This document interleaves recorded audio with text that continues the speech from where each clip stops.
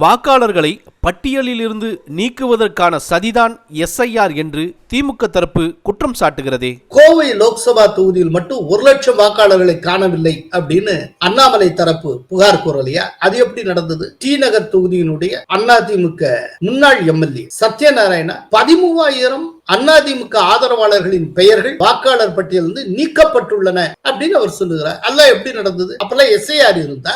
இதுக்கு பெயர் தான் உண்மையில சதி. சத்யநாராயண சென்னை உயர்நீதிமன்றம் தாக்கல் செய்த மனுல 1998ஆம் ஆண்டு டி நகர் தொகுதியில 2,08,349 வாக்காளர்கள் இருந்த நிலையில 30 ஆண்டுகளுக்கு பிறகு 2021ஆம் ஆண்டு வெறும் 36,656 வாக்காளர்கள் மட்டுமே கூடுதலாக சேர்க்கப்பட்டுள்ளனர். மக்கள் தொகை பெருக்கத்துக்கு ஏற்ப கரஸ்பாண்டிங்காக வாக்காளர் பட்டியலில் உள்ள வாக்காளர்களின் எண்ணிக்கை அதிகரிக்கவில்லை. இதில் எனக்கு சந்தேகம் உள்ளது என்று அவர் தன்னுடைய மனுவில் குறிப்பிட்டார். இப்ப இந்த மனு விசாரணைக்கு வந்தப்போ தேர்தல் ஆணையம் தமிழகம் உள்பட தேர்தலை சந்திக்க உள்ள மாநிலங்களில் சிறப்பு தீவிர வாக்காளர் பட்டியல் திருத்த பணிகள் அடுத்த வாரம் தொடங்கும் என்று அறிவித்தது. அப்படின்னா என்ன அர்த்தம்? இந்த குறைபாடுகளை களைவதுதான் எஸ்ஐஆர் நோக்கம். தவறிழைப்பதற்கு தோதான பாதைகளின் வழியாகவே தங்கள் வெற்றியை ஈட்டி வந்த கட்சிகளுக்கு இப்போது பயம் ஏற்படும். அதனால்தான் அவர்கள் எஸ்ஐஆரை எதிர்க்கிறார். தேர்தல் ஆணையத்துக்கு